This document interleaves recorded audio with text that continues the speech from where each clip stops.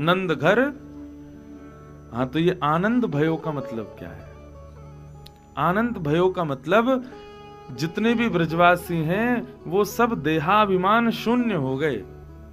उनको किसी को भी अभिमान नहीं है अपने देह का कि भाई थक गए थोड़ा बैठ जाएं, अरे ये मेरे सिर पे आकर के तबला बजा रहा है इसको रोकूं, नहीं नहीं, बोले बजा रो भैया, और जोर से बजा, लाला भयो नंद जी के, जितनो ऐसा के आनंद करो। मतलब सामान्य सी व्यवहार में भी किसी व्यक्ति को हमारा कोई कृत्य बुरा लग जाता है, लेकिन ब्रजवासियों को कुछ भी बुरा नहीं लग रहा है। आज सब आनंद में है। यह है आनंद का मतलब। जहां आप अपने दायरे खोल देते हो, जैसे घर के कई बड़े लोग होते हैं, उनके दायरे होते हैं। बच्चे जानते हैं कि हमको दादाजी के सामने ये नहीं करना, उनको बुरा लगता है। दादी के सामने ऐसे नहीं बोलना, उनको बुरा लगता है। माता पिता के सामने ऐसा नहीं करना है, उनको अनुचित लगता है। लेकिन आज स्थिति यह है कि दादा दादी, पिता, नाना नानी, जितने भी दायरों में रहने वाले लोग हैं, उन्होंने भी अपने दायरे खोल दिए। आज कछु करो सबन को छूट है, क्यों? बोले नंद के घर लाला भयो है। व्यक्ति स्वयं भी स्वाभिमान में रहता है, अपने अभिमान में रहता है, अपनी एक स्थिति में रहता है, उससे बाहर की क्रिया वो करता नहीं है। लेकिन जब अति आनंदित होता है ना, तो वो सब करता है। जैसे हम साल भर कुछ नहीं करेंगे, लेकिन हमारे ठाकुर जी का जब जन्मोत्सव होगा तब नाचेंगे भी, तब कूदेंगे भी, तब गाएंगे भी, तब सबके संग बैठ के आनंद भी करेंगे। क्यों? आनंद का यही स्वरूप है, जहां व्यक्ति अपने देह के अभिमान का त्याग कर दे, अपने दायरों से बाहर आवे, वही आनंद है। एक बार अमेरिका में कथा चल रही थी पूज्य पिताजी की, तो नंदोत्सव वाले दिन जैसे कल लुटा रहे थे हम, ऐसी उन्होंने एक सेब फेंका, तो एक 60-70 वर्ष की माता जी की नाक पे जाके लगा। तो नाक पे जैसी लगा तो तब तो कुछ नहीं हुआ, लेकिन जिस सभागृह में कथा हो रही थी, उस सभागृह के मालिकों के ऊपर उन माताजी ने केस कर दिया अमेरिका में। क्यों? बोले कि व्यास जी की तो गलती नहीं है, इन लोगों ने सेब दिए क्यों लुटाने के लिए? बोले हमारे नाक पे लग गया, बताओ। अरे मैया, आनंद में तो अभी जगन्नाथपुरी में कथा हो रही थी, तो वहां भी एक हॉल में ही थी कथा, पर वैष्णव बहुत आए थे।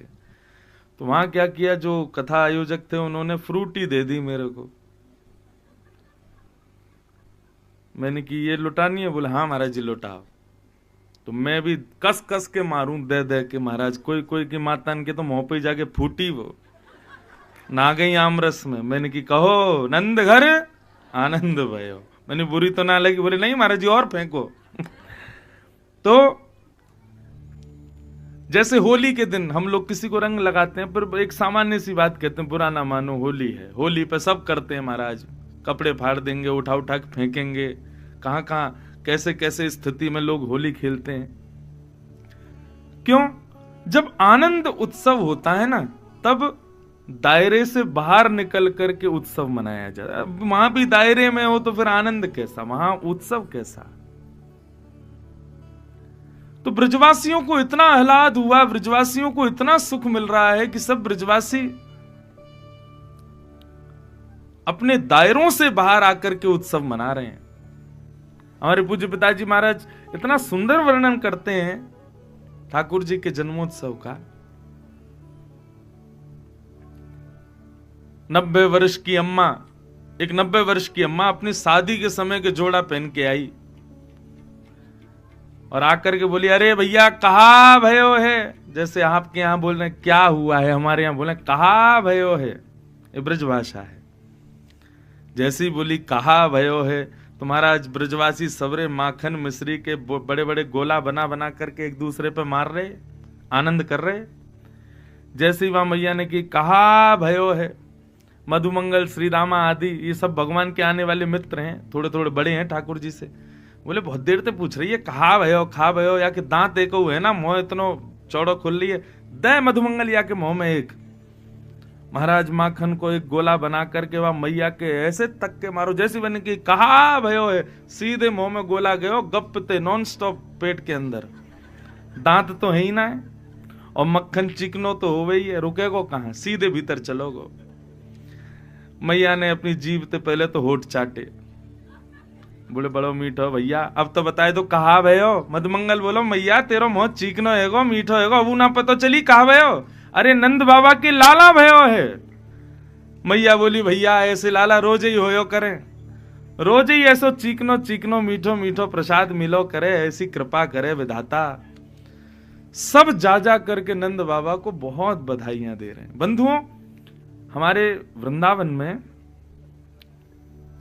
थोड़ी भैया शांति, आज हमारा दिन है इसलिए हम बोल सकते हैं। हम 4 दिन से नहीं बोले, आज बोल रहे हैं। हाँ, थोड़ा आज डिस्टर्ब होता है तो फिर मैं कहने में मैं बार बार रोकता हूं कि नहीं बोलूं, लेकिन मैं भूल जाता हूं कथा, इसलिए भैया थोड़ी शांति।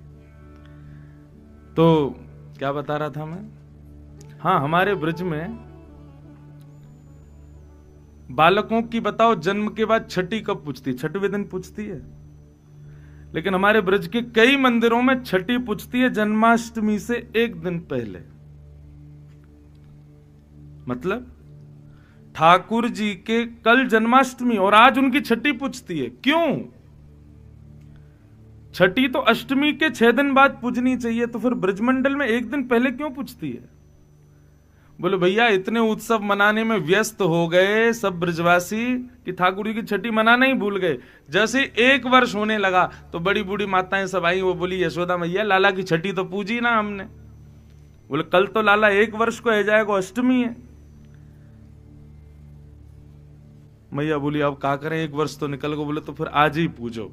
इसलिए आज भी नाथ द्वार में, गोवर्धन में और भी कई मंदिरों में छठी ठाकुर जी की वो अष्टमी से 1 दिन पहले पूजती है, सप्तमी को। क्यों? क्योंकि यशोदा मैया भूल गई ठाकुर जी की छठी पूजनी, इतना उत्सव मनाया। सोचो,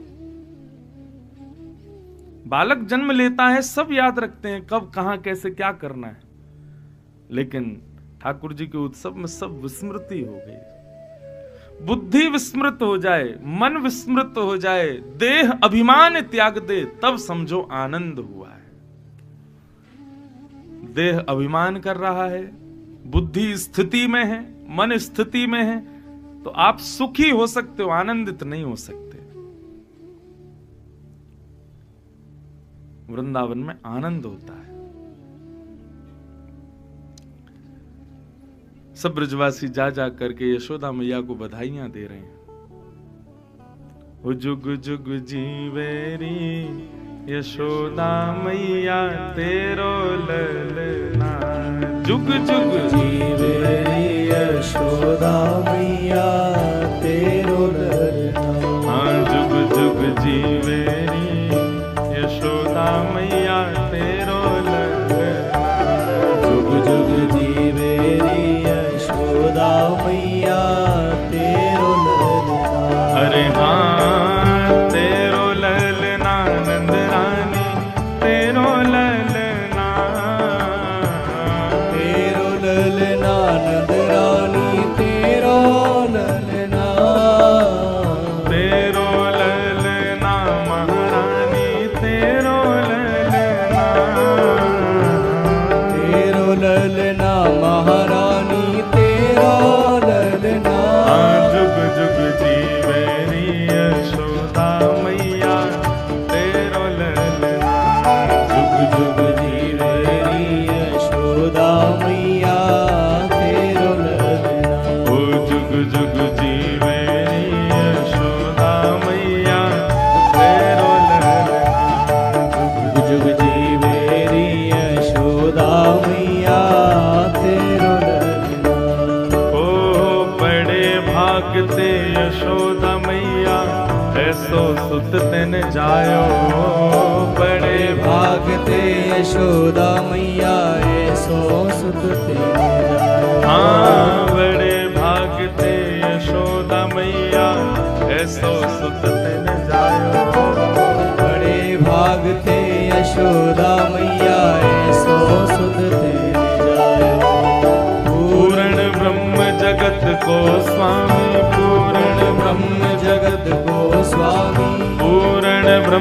जगत को स्वामी, पूर्ण ब्रह्म जगत को स्वामी। अरे सोते ने गोद खिलायो या को मंगवाए दे पलनवा तेरे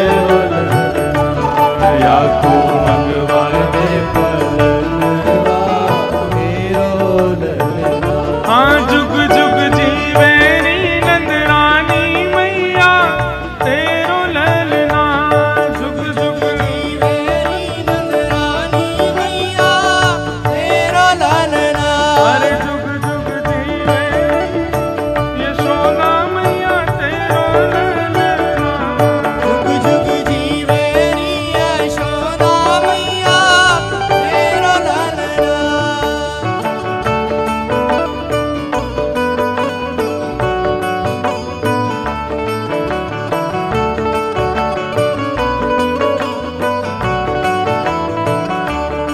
बधाई हो।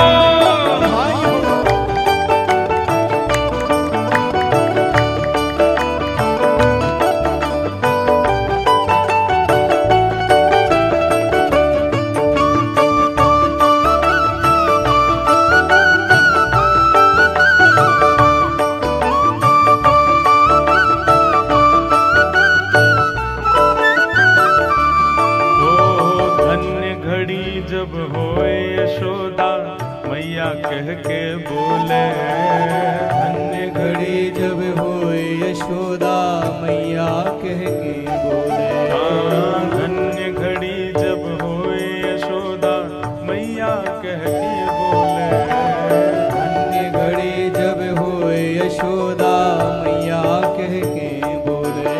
ओ नूपुर बांध दो चरणन में, नूपुर बांध दो, चरणन हाँ में नूपुर बांध दो चरणन में, नूपुर बांध दो चरणन में। और घुट मन डोले पकड़े बाबा की उंगलिया तेरो ललना, पकड़े बाबा की उंगलिया तेरो ललना।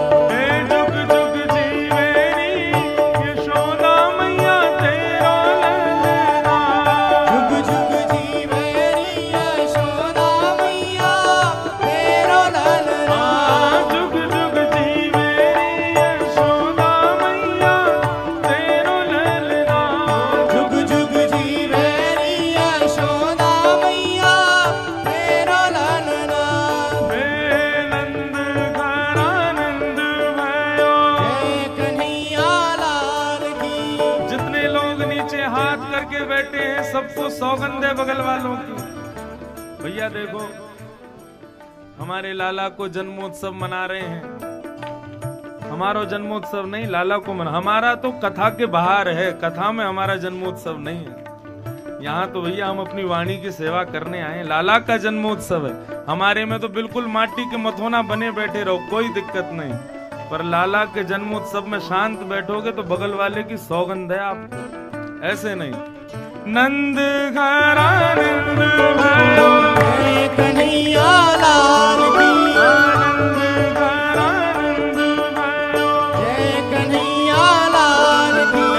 नंद घरानंद भयो। जय कन्हैया लाल की। नंद घरानंद भयो। जय कन्हैया लाल की। जय कन्हैया लाल की, जय बोलो गोपाल की। जय कन्हैया लाल की। जय बोलो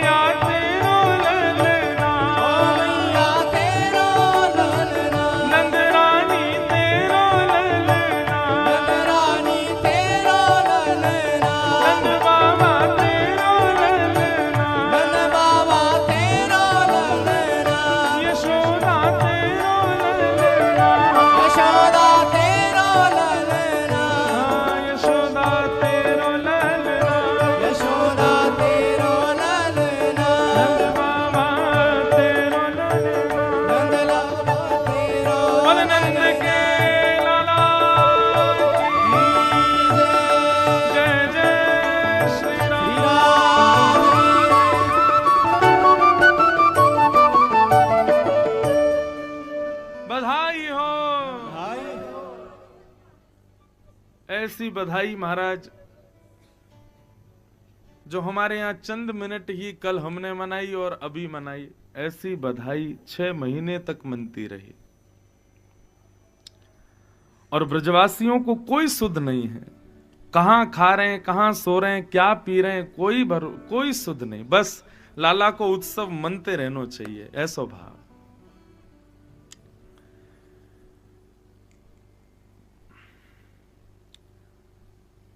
सब ब्रजवासी आनंद उत्सव मना रहे थे, तभी कंस के द्वारा भेजी गई एक राक्षसी वहां आई जिसका नाम था पूतना। पूतना का आगमन हुआ। महाराज कंस ने कहा कि भैया 84 कोस के ब्रजमंडल में हमारे शत्रु ने जन्म लिया है। पूतना ने कहा भगवान ये सेवा मुझे दीजिए, मैं उसको मार दूंगी। कैसे मारोगी? अपने पयोधर में विष लगा के ले जाऊंगी और मार दूंगी। तो पूतना अपने पयोधरों में विष लगा करके, रूप बदल करके 84 कोस के ब्रजमंडल में जितने बालकों ने जन्म लिया सबको मारते हुए गोकुल पहुंची। रूप देख करके, उसके वस्त्र देख करके सबको ऐसा लगे कि ये विश्वास की पात्र है, परंतु वास्तविक में रूप और वस्त्र पर हम सब आकर्षित हो जाते हैं। हम लोगों का भी प्रथम विश्वास सामने वाले के रूप पर होता है, उसके वस्त्रों पर होता है। यदि उसने सुंदर वस्त्र पहने हो, सुंदर दिख रहा हो, गोरा हो, तो हमारा विश्वास स्वाभाविक है कि हमारा हो जाता है उसके प्रति।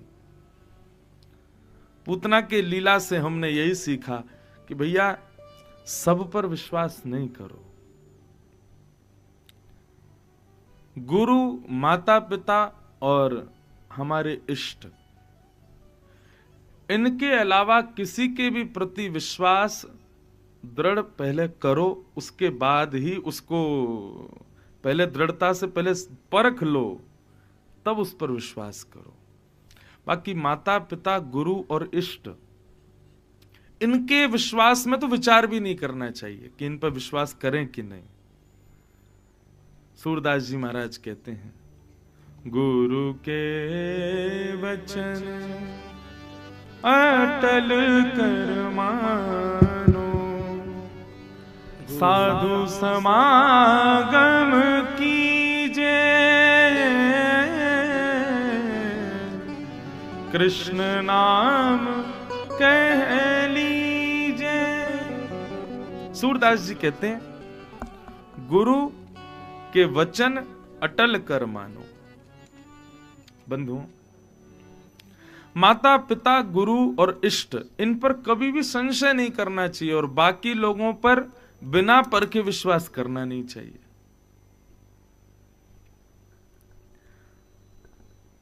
पर हमारा स्वभाव क्या है कि हम रूप देखते हैं, हम स्वरूप देखते हैं, हम वस्त्र देखते हैं। यदि वो अच्छे दिख रहे हो तो हमारा स्वाभाविक है कि विश्वास उस पर हो जाता है।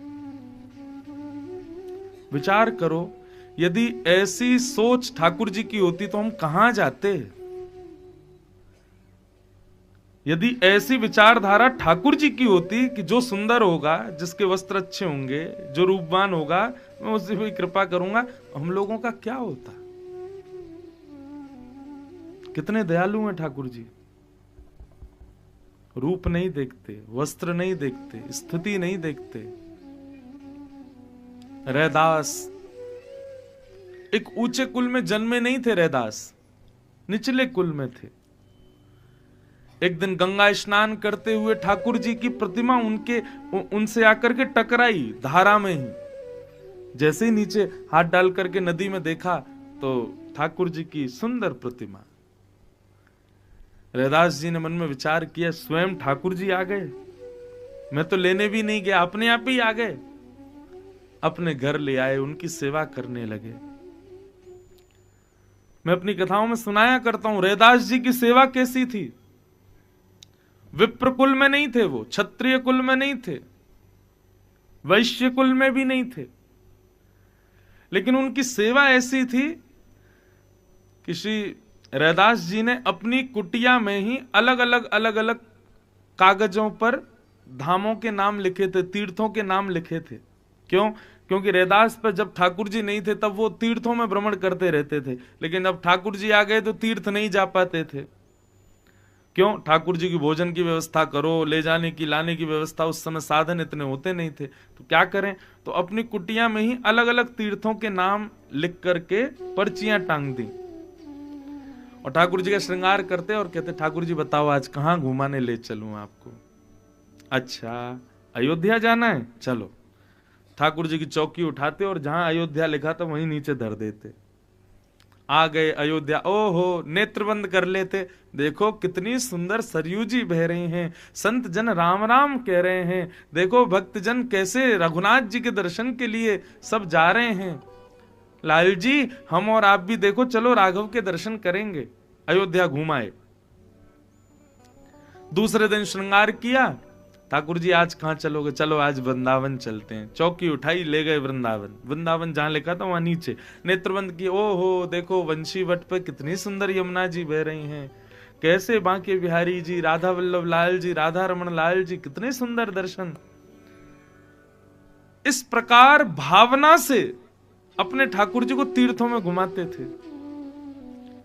करते करते ऐसी स्थिति हो गई बंधुओं, जब वो अपने ठाकुर जी को लेके जिस तीर्थ में जाते, उस तीर्थ का जैसा मौसम होता, जैसा वातावरण होता, जैसी स्थिति होती, ठीक वैसी स्थिति उनके गांव की हो जाती थी।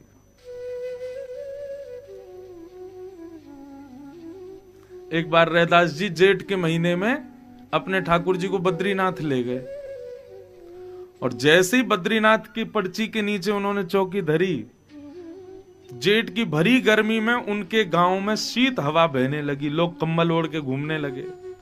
बोले भैया इतनी सर्दी क्यों हो रही है? तब किसी ने बताया, बोले अरे रैदास अपने ठाकुर जी को बद्रीनाथ ले गया है, इसलिए सर्दी पड़ रही है।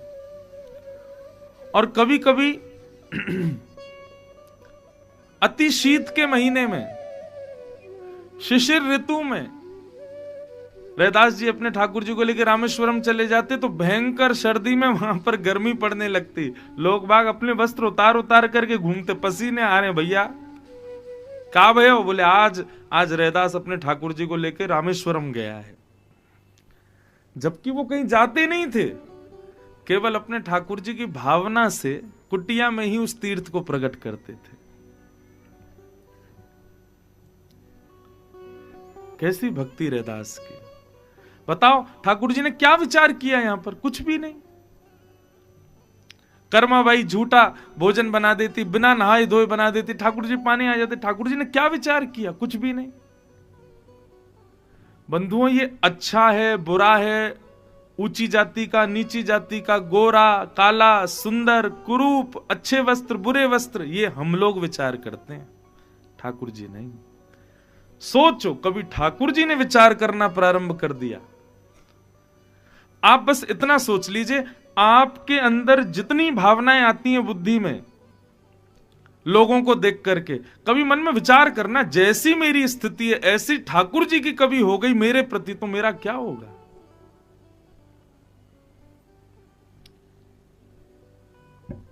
ठाकुर जी बड़े दयालु, रूप नहीं देखते, रंग नहीं देखते, कुछ नहीं देखते ठाकुर जी, बस भाव देखते हैं। भाव कैसा? पूतना अत्यंत सुंदरी बनकर के गई है, इतनी सुंदर कि वर्णन आता है श्रीमद् भागवत में कि जब पूतना ने गोकुल में प्रवेश किया ना, उसके रूप लावण्य पर, उसकी चाल पर, उसकी नूपुरों की ध्वनि पर, उसके नैनों के कटाक्ष पर, उसकी मुस्कान पर जो ब्रजवासी नंद घर आनंद भयो जय कन्हैया लाल की गा रहे थे, वो चल कूद कर रहे थे, 6 महीना से जिनको खाने पीने की सुध नहीं थी, पूतना को देख करके वो उस पर मोहित हो गए। बहुत ध्यान से सुनिएगा, विषय बहुत सुंदर है। पूतना का विषय हमें यह बताता है कि ठाकुर जी के पास कैसे जाना चाहिए। पूतना ने जैसी गोकुल में प्रवेश किया, उसकी गजगामिनी चाल चले, नूपुरों की ध्वनि छम छम छम आवाज करे, अपने कटाक्ष नेत्रों से इधर उधर देखती हुई चले, मधुर मुस्कान बिखेरती हुई चले, इत्र की सुगंधी से सबके मोह को हरती हुई चले, और उसकी इन सब अदाओं पर ब्रजवासी मोहित हो गए। ग्वाल बाल नंद घनानंद भयो, जय कन्हैया लाल की, नाच रहे गा रहे कूद रहे। जैसे ही पूतना को देखा भूल गए हमको क्या गाना है क्या करना है, देखते रह गए। एक ग्वाला तो दौड़ा दौड़ा अपनी मैया के पास गया, बोले मैया तू बहुत कहवे ब्याह कर ले ब्याह कर ले, तैयार हूं मैं, मेरे करा दे ब्याह। बोले अच्छा कौन ते करेगो? बोले वो आ रही का बातें करूंगा। मैया इतनी सुंदर बहू चाहिए, ऐसी ही बहू चाहिए। चलो ग्वाल बाल उसके रूप पर मोहित हो गए, लेकिन वर्णन आता है गोपियां भी मोहित हो गईं। 4 गोपियां बैठ करके बात कर रही थी, इतने में पूतना आई। पूतना ने आकर के केवल उनसे पूछा कि अरे सुनो ये नंद भवन कहां है? ये स्वर सुनते ही गोपियां स्तब्ध हो गई। अरे इतनी मधुर आवाज, ये कौन है? पीछे मुड़ करके देखा तो पूतना के रूप को देख करके गोपियां भी स्तब्ध हो गई। पूतना बोली आपसे पूछ रही हूं नंद भवन कहां है? आप लक्ष्मी हो, आप साक्षात लक्ष्मी हो। पूतना बोली नहीं नहीं, मैं तो पास के गांव से आई हूं लाला को आशीर्वाद देवे। एक गोपी बोली ये झूठ बोल रही है, ये लक्ष्मी है, और ये लक्ष्मी वह नारायण स्वरूप नंद रानी के लाला को दर्शन करवे आई है। इतनी सुंदर मानव तो है ही ना सके। सोचो पूतना की सुंदरता कैसी होगी। सब मोहित हो गए। लेकिन जैसे ही पूतना ने नंद भवन में प्रवेश किया, पलना झुला रही यशोदा मैया ने जैसे ही पूतना को देखा तो यशोदा जी भी उस पर मोहित हो गई।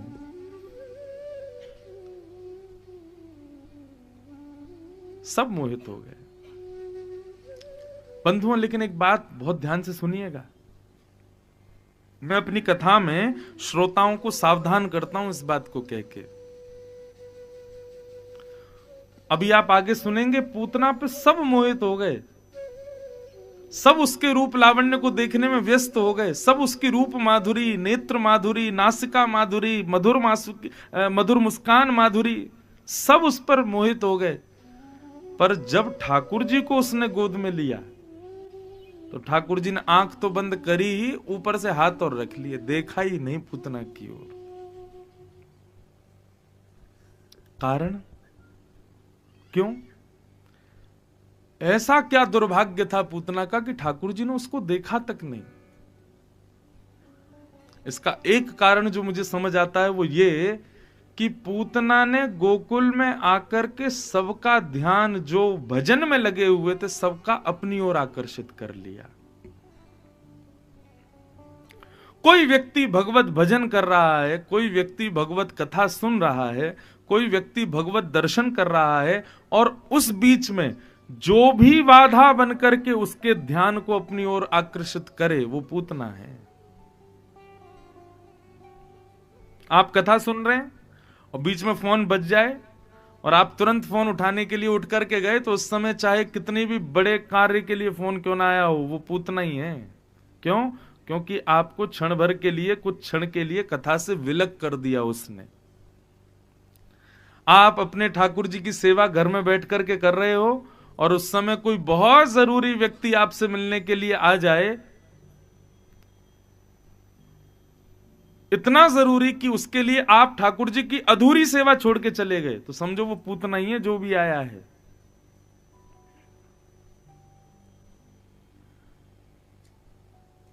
भगवत सेवा, मैं अभी जगन्नाथपुरी में कह रहा था, कभी कभी ठाकुर जी के लिए कुछ कार्य छोड़ करके देखो। हम ठाकुर जी को छोड़ देते हैं, कार्यों को नहीं छोड़ते। सेवा छोड़ देते हैं, कथा छोड़ देते हैं, भगवत दर्शन छोड़ देते हैं, तीर्थ यात्राएं छोड़ देते हैं, लेकिन अपने विशिष्ट कार्यों को नहीं छोड़ते। विश्वास, आप बुरा नहीं मानिएगा, पर आप लोग इतनी दूर यहां कथा सुनने वृंदावन भी आए हो ना, तो कई तो अपने काम निपटा के आए होंगे, जल्दी जल्दी कर चलो ताकि चले जाए वहां पे। कोई ऐसा हो ही नहीं सकता कि कोई अधूरा छोड़ के आया हो। 2 4 5 होंगे जो अधूरे छोड़ के आए हो। अब आके देखेंगे, जो होगा सो देखेंगे।